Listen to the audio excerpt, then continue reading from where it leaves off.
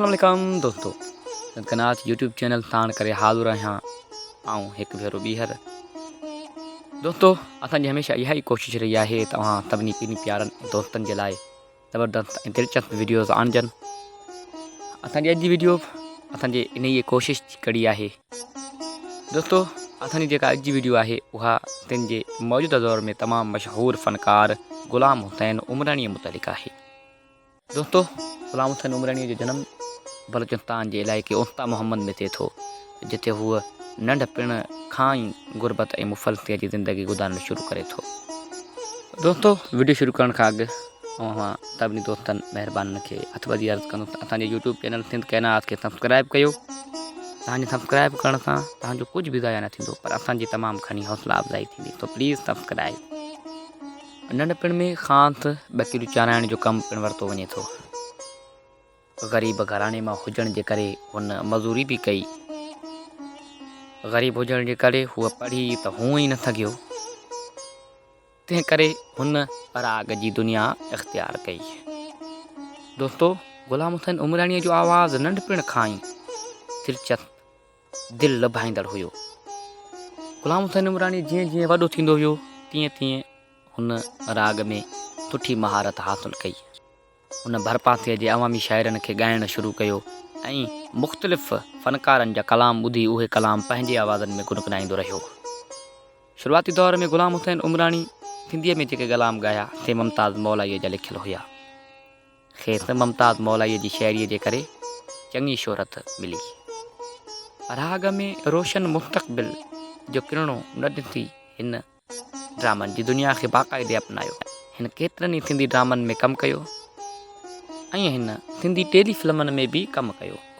संदसि टेली फिल्मनि में जानू धाड़ेल, सुल्तान, गैरती पुट, गैरत जो तकरार अहम रहियूं।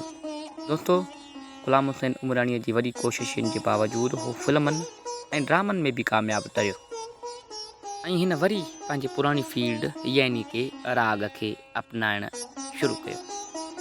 हिन शुरूआती तौर ते 3 खां 4 एल्बम कढिया जेके घणो मशहूरु न थिया ऐं पोइ चवंदा आहिनि त राणो राज़ी थिए त देरि ई नाहे।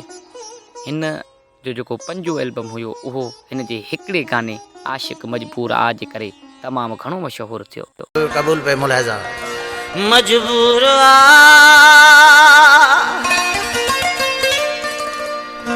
आशिक़ मजबूर वा भली केॾो भी कंधार हुजे, मजबूर आशिक़ इन ये कलाम ॻाइण खां पोइ ग़ुलाम हुसैन उमरानीअ जी ज़िंदगीअ में हिकु नओं मोड़ आयो ऐं संदसि शोहरत में ॿियनि फ़नकारनि जियां इज़ाफ़ो थियो। जेतोणीकि अॼुकल्ह ॿियनि फ़नकारनि जो ग़ुलाम हुसैन उमरानीअ खां वधीक सिको हली रहियो आहे, पर पोइ बि हीअ फ़नकार जेको केतिरनि ई फील्डनि में केतिरनि ई इदारनि में नाकामीअ जे वर चढ़ियो, पर अॼु हिमत सां जदोजहद ऐं जुनून सां ॻाए रहियो आहे ऐं पंहिंजी शोहरत पाण माणे रहियो आहे। महबूब दोस्तों, ही हुई असांजी अॼु जी वीडियो जेका हुई ग़ुलाम हुसैन उमरानीअ जी ज़िंदगीअ मुतलिक़। असांजी वीडियो तव्हांखे कीअं लॻी तव्हां ज़रूरु हिकु भेरो ज़रूरु कमेंट बॉक्स में पंहिंजे ख़्यालनि जो इज़हार कजो ऐं गॾो गॾु पंहिंजी क़ीमती राय खां पिणु वाक़ुफ़ु कजो त जीअं अॻिते असां अञा बि बहितर खां बहितर वीडियोज़ आणे सघूं। वीडियो जे आख़िर में ऐं उन्हनि सभिनी दोस्तनि खे हिकु भेरो ॿीहर गुज़ारिश कंदुसि जेके असांजे यूट्यूब चैनल ते नवां आयल आहिनि, जिन अञा ताईं असांजे यूट्यूब चैनल खे सब्सक्राइब नाहे कयो त प्लीज़ असांजे यूट्यूब चैनल खे सब्सक्राइब कयो। तव्हांजे सब्सक्राइब करण सां तव्हांजो बैलेंस हर ज़ाया न थींदो, पर असांजी मदद थी पवंदी।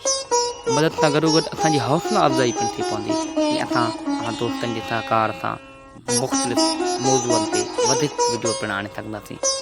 दोस्तों, मोकिलायूं था इन उम्मीदनि ते तव्हां जिथे बि हुजो ख़ुशहाल हुजो।